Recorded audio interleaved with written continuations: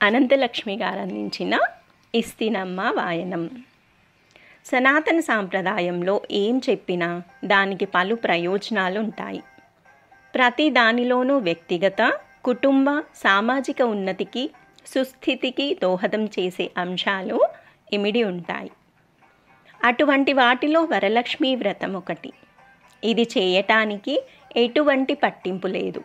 పైగా వ్రతం పట్టడం, ఎన్ని సంవత్సరాలు చేయాలి, ఉద్యాపన మొదలైన నియమాలేవీ లేవని వ్రతకథే వివరిస్తోంది. పూజా విధానము మామూలే. లక్ష్మీదేవిని షోడశోపచారాలతో పూజించాలి. 9 ముడులున్న 9 పోగుల తోరం కట్టుకోవాలి. అందరికీ అందుబాటులో ఉండే పానకం, వడపప్పు, చలిమిడి, అరటిపళ్ళు, కొబ్బరికాయ నివేదిస్తే చాలు. వీలైతే లక్ష్మీదేవికి అన్నం పరమాన్నాన్ని ఆవుపాలు బెల్లంతో చేస్తే మంచిది. శక్తి కొలది ఇతర పిండి వంటలు చేసుకోవచ్చు. ఈ వ్రతం విశిష్టత అంతా కథలో ఉంది. మగధ దేశంలో కుండినం అనే నగరంలో చారుమతి అనే బ్రాహ్మణ స్త్రీ ఉంది.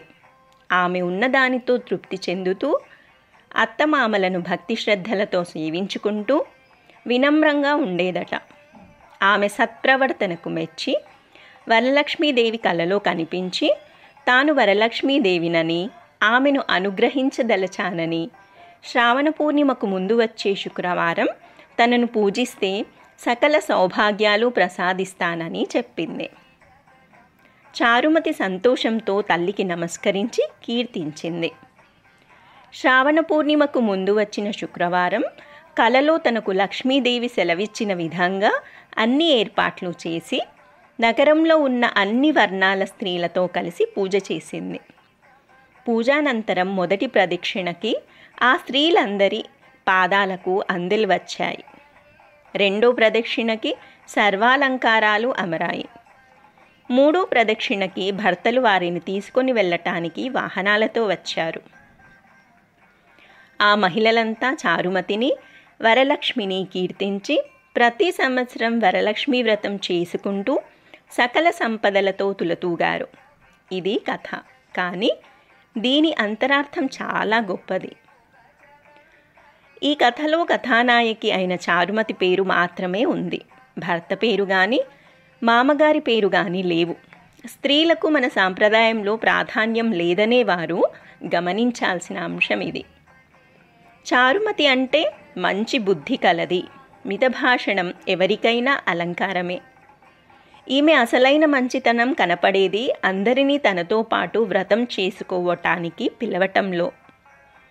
వరలక్ష్మి పూజ చేయమన్నది చారుమతి ఒక్కదానినే.